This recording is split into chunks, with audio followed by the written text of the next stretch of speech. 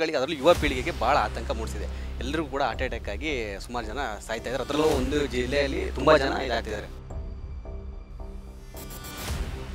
ಏನಕ್ಕೆ ಈ ಒಂದು ಯುವಕರೇ ಅಂದರೆ ಯುವ ಪೀಳಿಗೆನೇ ಹಾರ್ಟ್ ಅಟ್ಯಾಕಿಗೆ ಬಲಿಯಾಗ್ತಾ ಇದ್ದಾರೆ? ಆರೋಗ್ಯವಾದಂತ ಒಂದು ಜೀವನ ಶೈಲಿಯನ್ನ ಇಟ್ಕೊಳ್ಬೇಕು. ಇವಾಗ ಸ್ಮೋಕಿಂಗ್ ಮಾಡೋದಾಗ್ಲಿ ಇದರಿಂದ ದೂರ ಇರಬೇಕು. ಒಂದು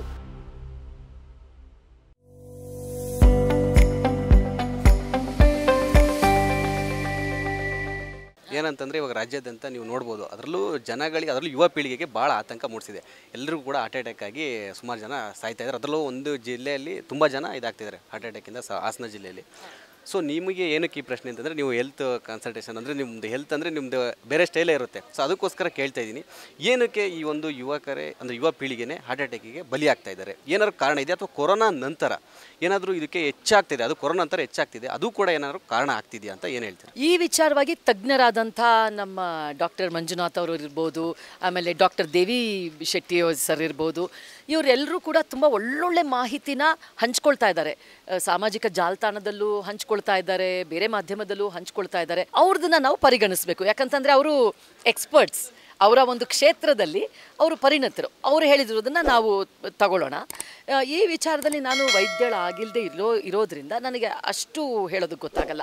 ಆದರೆ ನಮಗೆ ಯಾವಾಗಲೂ ಹೇಳೋದೇನು, ಆರೋಗ್ಯವಾದಂಥ ಒಂದು ಜೀವನ ಶೈಲಿಯನ್ನು ಇಟ್ಕೊಳ್ಬೇಕು. ಇವಾಗ ಸ್ಮೋಕಿಂಗ್ ಮಾಡೋದಾಗಲಿ, ಟೊಬ್ಯಾಕೊ ಉಪಯೋಗಿಸೋದಾಗಲಿ, ಆಮೇಲೆ ಅದೇನು ಚೀವ್ ಮಾಡ್ತಾರಲ್ಲ, ಇದು ಗುಟ್ಕಾ ಆಗಲಿ, ಕುಡಿಯುವಂಥ ಚಟಗಳಾಗಲಿ, ಡ್ರಗ್ಸ್ ಆಗಲಿ, ಇದೆಲ್ಲದರಿಂದ ಆದಷ್ಟು ದೂರ ಇರಬೇಕು. ಯಾಕಂದರೆ ನೀವು ಯುವ ಪೀಳಿಗೆ ಅಂತ ಹೇಳಿದ್ರಿ, ಜಾಸ್ತಿ ಇದು ಕಂಡು ಬರ್ತಾ ಇರೋದು. ಇದರಿಂದ ದೂರ ಇರಬೇಕು ಒಂದು.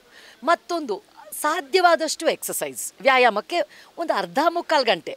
ನಮ್ಮ ಡಾಕ್ಟರ್ ದೇವಿ ಶೆಟ್ಟಿ ಸರ್ ಕೂಡ ಅದನ್ನೇ ಹೇಳಿದ್ರು. ಒಂದು ಅರ್ಧ ಮುಕ್ಕಾಲು ಗಂಟೆ ಪ್ರತಿ ದಿನ ಅಥವಾ ವಾರಕ್ಕೆ 3-4 ದಿವಸ ಈಗ ಗೊತ್ತಿರುವಂಥ ವಿಚಾರಗಳನ್ನು ಅಳವಡಿಸ್ಕೊಳ್ಳೋಣ. ಅದನ್ನು ಎಕ್ಸ್ಟ್ರೀಮ್ ಮಾಡೋಕ್ಕಾಗದೇ ಇದ್ರು ಪ್ರತಿದಿನ ಎಲ್ರಿಗೂ 2 ಗಂಟೆ ವ್ಯಾಯಾಮ ಮಾಡೋದಾಗಲಿ, 2 ಗಂಟೆ ಯೋಗ ಮಾಡೋದಕ್ಕಾಗಲಿ ಸಮಯ ಇಲ್ಲದೆ ಇರಬಹುದು. ಅಂಥದ್ರಲ್ಲಿ ಅರ್ಧ ಗಂಟೆ ಅಂತೂ ಎಲ್ರಿಗೂ ಸಿಗತ್ತೆ. ಈಗ ನಿಮ್ಮ ಕಾಲೇಜ್ಗೆ ಬಸ್ಸಲ್ಲಿ ಹೋಗ್ಬೇಡಿ, ನಡ್ಕೊಂಡೇ ಹೊಟ್ಟೋಗ್ಬಿಡಿ. ಸೊ ಅಲ್ಲಿ ಒಂದು ವ್ಯಾಯಾಮ ಸಿಕ್ಕಿದಾಗ ಆಯಿತು ನಿಮಗೆ. ಸೊ ಆಮೇಲೆ ಆಹಾರ ಅಭ್ಯಾಸಗಳು, ಸಿಕ್ಕಾಬಟ್ಟೆ ಫ್ಯಾಟ್ ಇಲ್ಲದೆ ಇರೋವಂಥದ್ದು, ಈ ಥರದನ್ನು ಸ್ವಲ್ಪ ಅಳವಡಿಸ್ಕೊಳ್ಳೋವಂಥದ್ದು.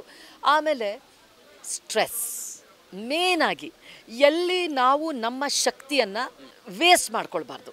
ಯಾಕಂತಂದರೆ ಈಗಿನ ಕಾಲದಲ್ಲಿ ಏನಾಗುತ್ತೆ, ಡಿಸ್ಟ್ರಾಕ್ಷನ್ಸು ಭಾಳ ಇರುತ್ತೆ. ನೀವೆಲ್ಲದಕ್ಕೂ ತಲೆ ಕೊಡ್ತಾ ಹೋದರೆ ಆ ಸ್ಟ್ರೆಸ್ ಲೆವೆಲ್ನ ಯಾವುದೇ ಒಬ್ಬ ವ್ಯಕ್ತಿ ಕೈಲಿ ತಡ್ಕೊಳ್ಳೋಕ್ಕೆ ಆಗಲ್ಲ. ಸೊ ಹಾಗಾಗಿ ನಿಮ್ಮ ಜೀವನಕ್ಕೆ ಏನು ಮ್ಯಾಟರ್ ಆಗುತ್ತೋ ಅಷ್ಟು ಮಾತ್ರ ತಗೊಳ್ಳಿ. ಈಗ ಈಗ ನನ್ನ ಗಂಡನ ವಿಚಾರ, ನನ್ನ ಮಕ್ಕಳ ವಿಚಾರ, ನಮ್ಮ ಅತ್ತೆ ಮಾವ, ನಮ್ಮ ತಂದೆ ತಾಯಿ, ಇವ್ರದಕ್ಕೆ ಹೆಚ್ಚು ಸ್ಟ್ರೆಸ್ ತೊಗೊಳ್ಳೋಣ. ನೀವು ಎಲ್ಲದನ್ನು ಬರೋ ಒತ್ತಡಗಳನ್ನ ತಗೊಳ್ತಾ ಇದ್ದಾಗ ಏನಾಗುತ್ತೆ, ಒತ್ತಡ ಅನ್ನೋದು ನಿಮಗೆ ಬಿಲ್ಡ್ ಆಗ್ತಾ ಹೋಗುತ್ತೆ. ಸೊ ಅದಕ್ಕೂ ಇದು ಕಾರಣ ಇರಬಹುದು. ಹಾಗಾಗಿ ಜೀವನ ಶೈಲಿನ ಬದಲಾಯಿಸ್ಕೊಳ್ಳೋದು. ವೈದ್ಯಕೀಯ ಕ್ಷೇತ್ರನ ಬಿಟ್ಟು ಮಾತಾಡ್ತಾ ಇದ್ದೀನಿ, ಯಾಕಂದರೆ ಆ ಕ್ಷೇತ್ರದಲ್ಲಿ ನನಗೆ ಏನೂ ಗೊತ್ತಿಲ್ಲ. ಬಿಟ್ಟು ಮಾತನಾಡೋದಾದರೆ ಜೀವನ ಶೈಲಿಯನ್ನು ಬದಲಾಯಿಸ್ಕೊಳ್ಳಿ. ಆದಷ್ಟು ಒಳ್ಳೆಯ ಅಭ್ಯಾಸಗಳು, ವ್ಯಾಯಾಮಗಳು, ಊಟದಲ್ಲಿ, ತಿಂಡಿಯಲ್ಲಿ, ಆಮೇಲೆ ನಾನು ಹೇಳಿದಾಗೆ ಟೊಬ್ಯಾಕೊ ಇದು ಅದನ್ನೆಲ್ಲ ಬಿಟ್ಟು ಸ್ಟ್ರೆಸ್ನ ಕಡಿಮೆ ಮಾಡಿಕೊಂಡು ಸ್ವಲ್ಪ ಆರಾಮಾಗಿ ಇರುವಂತಹ ಜೀವನ ಶೈಲಿಯನ್ನು ಬೆಳೆಸ್ಕೊಳ್ಳಿ. ಇತರ ವಿಚಾರಗಳ ಜೊತೆ ನಮ್ಮ ಬಾಸ್ ವೀಕ್ಷಕರಿಗೆ ಸಾಕಷ್ಟು ಮಾಹಿತಿ ಕೊಟ್ಟಿದ್ದೀರಾ, ನಿಮಗೆ ಧನ್ಯವಾದಗಳು ಮೇಡಮ್. ನಿಮಗೂ ಕೂಡ ಹಾಗೂ ನಮ್ಮ ಬಾಸ್ ವೀಕ್ಷಕರಿಗೂ ಕೂಡ ನನ್ನ ಅನಂತ ಧನ್ಯವಾದಗಳು. ಲೇಟೆಸ್ಟ್ ಹಾಗೂ ಇಂಟ್ರೆಸ್ಟಿಂಗ್ ಸುದ್ದಿಗಳಿಗಾಗಿ ಬಾಸ್ ಟಿವಿ ಕನ್ನಡ ಚಾನೆಲ್ನ ಸಬ್ಸ್ಕ್ರೈಬ್ ಮಾಡಿ. ಹಾಗೆಯೇ ಬೆಲ್ ಐಕಾನ್ ಪ್ರೆಸ್ ಮಾಡಿ. ಇದರ ಜೊತೆಗೆ ಫೇಸ್ಬುಕ್, ಇನ್ಸ್ಟಾಗ್ರಾಮ್, ಎಕ್ಸ್ನಲ್ಲೂ ಮಿಸ್ ಮಾಡದೆ ಫಾಲೋ ಮಾಡಿ.